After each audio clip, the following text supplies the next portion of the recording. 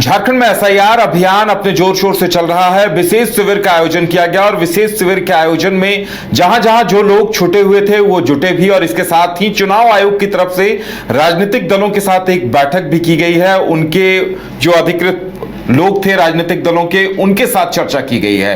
क्या कुछ हुआ है और आगे क्या कुछ होगा एसआईआर में, इस पर चर्चा करेंगे। हमारे साथ हमारे वरिष्ठ सहयोगी राकेश रंजन जी हैं। राकेश जी, देखिए विशेष शिविर भी लगा और चुनाव आयोग ने एक बैठक भी कर ली, क्या कुछ निकलकर सामने आया? देखिए, राज्य में एसआईआर जो है वो तेजी के साथ आगे बढ़ रहा है। एन्यूमरेशन फॉर्म भरने की आखिरी तारीख जो है 29 जुलाई तक है, और इन सब के बीच शहरी क्षेत्रों में चूंकि बहुत सारे लोगों ने एन्यूमरेशन फॉर्म नहीं भरा था, तो 2 दिन 18 जुलाई को और फिर सोमवार को जो है विशेष शिविर लगाया गया। उसमें बहुत सारे लोग गए और उन्होंने एन्यूमरेशन फॉर्म भरा है। कुछ वैसे लोग भी गए जिन्होंने एन्यूमरेशन फॉर्म पहले ले तो लिया था, भर भी लिया था, लेकिन उसको जमा नहीं किया था, तो वैसे लोगों ने जो है जाकर उसे जमा किया। ये एक महत्वपूर्ण बात है। लेकिन एक और जो महत्वपूर्ण बात है कि राज्य निर्वाचन पदाधिकारी ने मान्यता प्राप्त राजनीतिक दलों के प्रतिनिधियों के साथ एक बैठक की है। यह बैठक महत्वपूर्ण है इसलिए भी, उदय, जैसा आप जानते हैं कि 22 जुलाई को बीएलओ और बीएलए 2 की एक बैठक होने वाली है, जिसमें एएसडीडी सूची पर, मतलब एब्सेंट, शिफ्टेड और डेथ और डुप्लीकेट जो है, इस सूची पर जो है एक फैसला जो है वो लिया जाना है, वो सूची जारी की जानी है।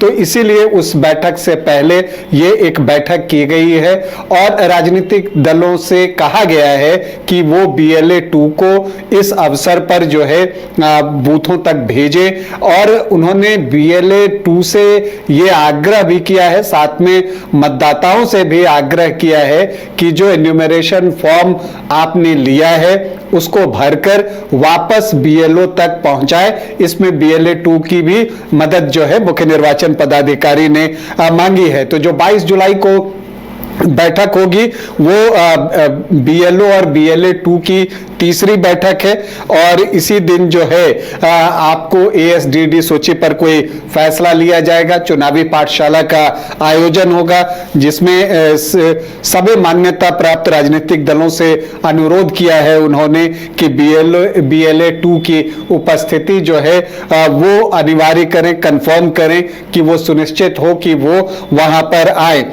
इसके अलावा ये बात भी जानकारी उन्होंने दी कि 5 अगस्त 2026 को जो है ड्राफ्ट मतदाता सूची का प्रकाशन होगा। मुख्य निर्वाचन पदाधिकारी ने सभी मतदाताओं और मान्यता प्राप्त राजनीतिक दलों के बीएलए 2 से अपील की है कि वे वोटर्स द्वारा भरा हुआ और हस्ताक्षरित इन्यूमरेशन फॉर्म जो है वो संबंधित बीएलओ के पास जमा करा दे, ताकि उसका डिजिटलाइजेशन का काम जो है वो आगे बढ़े।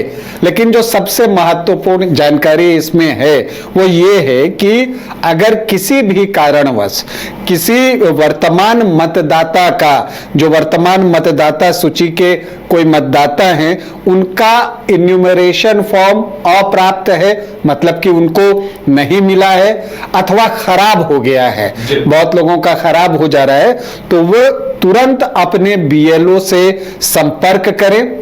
बीएलओ जो हैं वो संबंधित ईआरओ और एईआरओ कार्यालय से संपर्क करेंगे और इसे संबंधित मतदाता को उपलब्ध कराएंगे, मतलब कि एन्यूमरेशन फॉर्म को मतदाता को उपलब्ध कराएंगे। तो जिनको नहीं मिला है या जिनका खराब हो गया है, उनको बीएलओ से संपर्क साधना है, ताकि वो ईआरओ और एईआरओ कार्यालय से संपर्क कर उसे मतदाता को उपलब्ध करा सके। देखिए, एक और बात जो के रवि कुमार ने बताई है कि वर्तमान मतदाता सूची के प्रत्येक मतदाता के एन्यूमरेशन फॉर्म का जो पीडीएफ है वो संबंधित ईआरओ और एईआरओ कार्यालय में उपलब्ध है।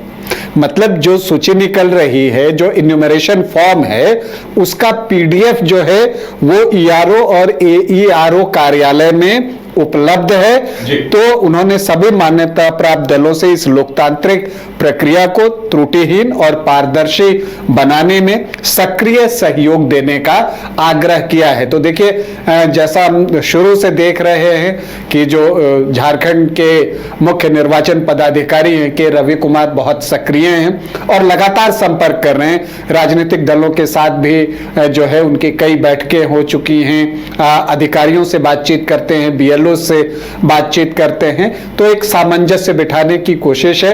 और देखिए, जैसा कि वो हमेशा कहते हैं कि ये एक सहभागी प्रक्रिया है और इसीलिए एक बार फिर से उन्होंने वोटर्स का आह्वान किया है और BLA 2 का भी आह्वान किया है कि जो इन्यूमरेशन फॉर्म आपने भर दिया है, हस्ताक्षर कर दिया है, उसको संबंधित BLO को जमा करें।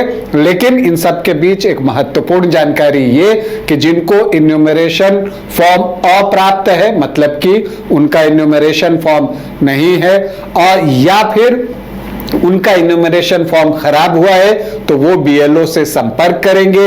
BLO जो है वो आपको तुरंत जो है ERO और AERO कार्यालय में जाएंगे, वहां ये उपलब्ध है। तो फिर ये सारी तरह परेशानियां जो हैं वो दूर हो जाएंगी। चलिए, तो उम्मीद की जानी चाहिए कि जो भी लोगों के सामने समस्याएं आ रही हैं, उन समस्याओं का समाधान इन शिविर में किया गया होगा और उसके बाद राजनीतिक दलों को जो निर्देश दिए गए हैं उस पर भी अमल होगा। तो 29 तारीख तक जो SIR की प्रक्रिया चल रही है उसका ज्यादा से ज्यादा छूटे हुए लोग भी लाभ उठा पाएंगे। घर रहने का मकान भर नहीं, ये खुशियों की तिजोरी है। दरवाजे पर दस्तक देता पड़ोस, खिड़कियों से उमड़ आता आसमां, तारों में उलझी ऐसी ना जाने कितनी दास्तां। कहती हैं चले डायमंड सिटी, एक सफर हम सफर के साथ अपने घर तक। Diamond city, life long bonding, 500 से ज्यादा खुशहाल डायमंड परिवार। जल्दी करें, सिर्फ 200 फ्लैट बाकी। आज ही बुक करें अपना आशियाना।